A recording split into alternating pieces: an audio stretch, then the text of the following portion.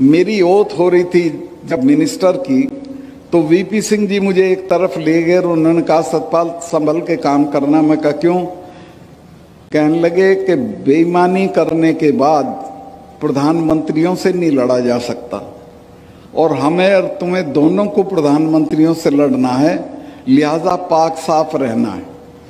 मैं जो कश्मीर से लौटने के बाद किसानों के लिए बोल दिया बेधड़क, अगर मैं कश्मीर में कुछ कर लेता तो मेरे घर तो ईडी पहुंच जाती है, आज से पहले इनकम टैक्स वाले पहुंच जाते।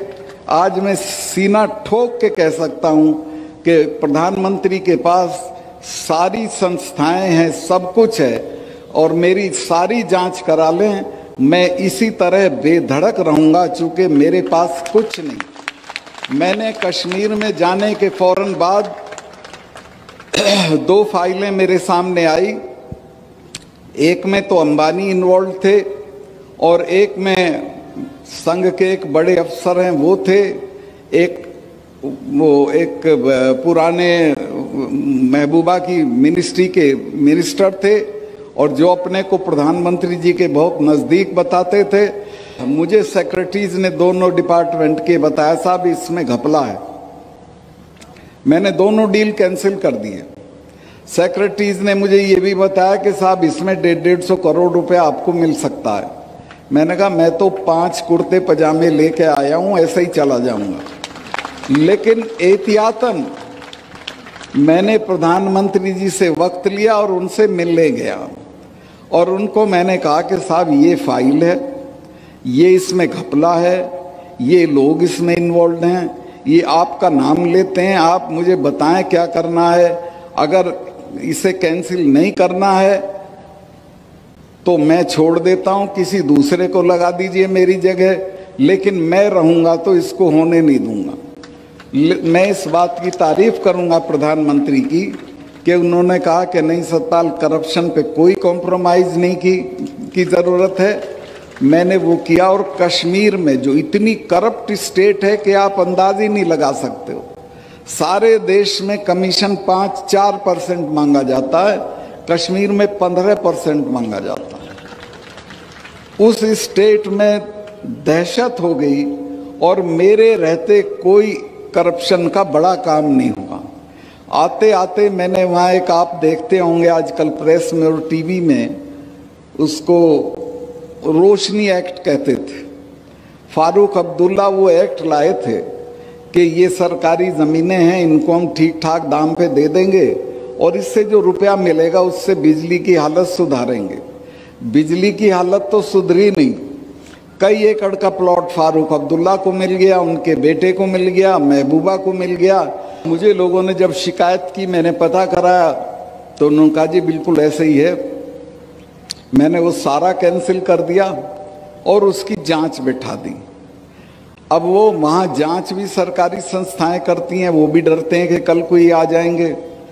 तो वहाँ बहुत अच्छी एक लेडी जज चली गई थी, तो मैं उन लोगों को कहा कि तुम जज साहब के पास चले जाओ। तो वो हाई कोर्ट में चले गए और मिसेज मित्तल करके, मिसेज नहीं थी, शादी नहीं हुई थी, इनकी मित्तल थी, उन्होंने ये पूरा मामला सीबीआई को पकड़ा दिया। अब सब नेताओं के बंगले कैंसिल हो गए हैं, सबकी ज़मीनें कैंसिल हो गई हैं और मैंने चीफ उसको अपने कमिश्नर को कहा जम्मू के कि जम्मू के आसपास जितनी सरकारी ज़मीनें हैं उसका सर्वे करो। उसने मुझे बताया साहब ये तो बहुत ज़मीन पड़ी है खाली, लेकिन ये तो आपके हटते ही कब्जा कर लेंगे लोग इस पे। मैं क्यों? कहने ले महबूबा के आदमी को तो देर ही नहीं लगती कब्जा करने में, वो तो एक खूंटा गाड़ के भैंस बांध देता है और कहता मेरी ज़मीन है। ऐसे ही ये कर लेगा फारूक अब्दुल्ला। तो मैंने कहा क्या करूं? कहने लगे साहब इसको कर दो। मैं कहा मैं इसको बांटने का नहीं हूं, ना मैं इसको बेचने का हूं। आप एक काम करो, मेरे यहाँ 3 कोर हैं आर्मी की, 3 लेफ्टिनेंट जनरल पढ़ते थे कश्मीर के, इन तीनों को बुला के उन सबों को ये ज़मीन दे दो। मैंने वो सारी ज़मीन फौज को बंटवा दी, बची हुई पुलिस के क्वार्टर बनवाने के लिए दे दी आज 1 इंच जमीन ऐसी नहीं है जिस पे कोई कब्जा कर ले या उसे खा जाए। ये करीब करीब सब जगह हालत है देश की। तो मैं आपसे जो नए जो अफसर आए हैं उनसे ये उम्मीद करता हूँ कि आप जहाँ जाओ कार्निवोलस फ्लावर मत बनना, समाज के दबाव में मत आना, खास तौर से बीवियों के दबाव में बिल्कुल मत आना। वही खराब करती हैं, बुरा मत माने। वो पड़ोसन की सारी चीज दिखाएंगी। देखो इसके ये है, आजकल एक टीवी में ऐड आ रहा है, वो एक अफसर है, वो जा रहा है अपनी बीवी के साथ अपने मातहत के यहाँ, तो कहता मेरा जूनियर है। तो जाते कहती जूनियर है, घर तो देख कितना बढ़िया कर रखा है, मिसेस शर्मा की साड़ी तो देख कैसी है। तो ये दबाव आएंगे आप पे, ये दूर नहीं है। और आपको भी अच्छा लगेगा कि आप थोड़ा पैसा कमा लें, बढ़िया गाड़ी लें, बंगला बना दें।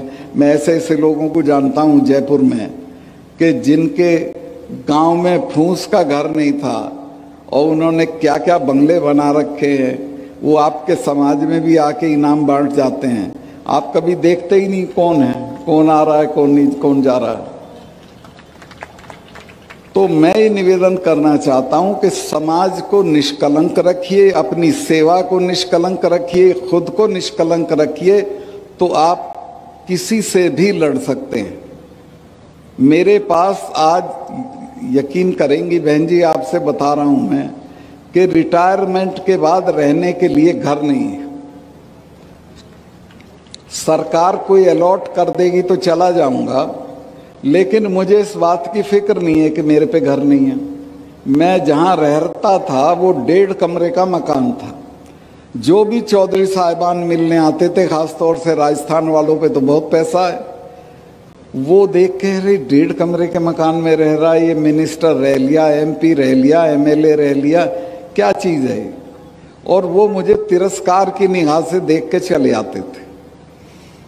लेकिन मुझे पता था यही गरीबी जो है ये मेरी ताकत है। और मैं आज भी महसूस करता हूँ कि मैं देश के किसी भी ताकतवर आदमी से लड़ सकता हूँ। किसानों के सवाल पे अगर लड़ाई आगे बढ़ी तो मैं इस पद को छोड़ के उनके साथ खड़ा हो जाऊंगा और किसी की कोई परवाह नहीं करूँगा।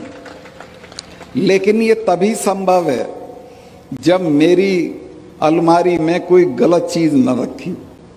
ये मैं श्योर हूँ, ये मैं आश्वस्त हूँ, ये मैं जानता हूँ कि मैंने कोई भी गलत काम, यहाँ भी मेरे 2-1 रिश्तेदार बैठे हैं इस सभा में, वो गए कश्मीर भी गए थे, वो लोग बड़े बड़े प्रपोजल्स लेके जाते थे। मैंने किसी की फली नहीं फोड़ी, कुछ नहीं किया। और मैंने कहा कि जेल मुझे काटनी है कि आपको काटनी, ये अपना घर ले जाओ, सारी दुनिया पड़ी वहाँ कर लो, मैं कुछ नहीं करूँगा। तो मैं जो नए लोग चुने गए हैं उनसे ये चाहूँगा कि वो अपने मानदंड कायम करें, ईमानदारी के, निष्ठा के, अपने समाज के लिए कमिटमेंट के, और अपने समाज को आगे बढ़ाएं। ये जो संस्थाएं हैं जैसी चला रहे हैं, इनमें जो योगदान हो सके वो दें, क्योंकि यहीं से हमारे बच्चे निकलेंगे और वो आगे बढ़ेंगे। कि जो यहाँ ये जाट गौरव संस्थान वाले काम कर रहे हैं, इसी तरह के कामों से समाज बढ़ेगा, इसी तरह के कामों से समाज की तरक्की होगी। समाज की तरक्की बुढ़े के मरने पे 40 गांव का खाना देने से बुढ़ा सूरजमल नहीं हो जाएगा। बुढ़ा तो वही रहेगा जो मरा है। आप दहेज बंद करिए, बच्चियों की पढ़ाई पे रुपया लगाइए, बैठक बड़ी होनी, 4 आदमी नहीं घर में 20 कमरे की कोठी ठोकते हो, काहे के लिए भाई? बच्चे को पढ़ाओ, लंदन भेजो, अमेरिका भेजो, यहाँ के बढ़िया से बढ़िया संस्थान में भेजो। उस तरफ तवज्जो नहीं है। एक बहन जी हमारी मदद कर सकती हैं, सुमित्रा जी। यहाँ की औरतों में सोने का बहुत शौक है, सोना पहनने का इतना चलन है कि यहाँ से यहाँ तक सोने में भरी रहती हैं। मैंने इसकी तस्दीक करी है कि सोने का इतना क्रेज और शौक है कि चाहे घर बिक जाए सोना होना चाहिए। इन सब चीज़ों को छोड़ें, ये अवगुण हैं, इनसे बचें और अपने बच्चों को बढ़िया से बढ़िया तालीम दें। उसको वैल्यू सिस्टम दें, उसको ईमानदार और निडर होना सिखाएं, तो मैं समझूंगा कि आप अपने समाज के लिए, अपने बच्चों के लिए काम कर रहे हैं।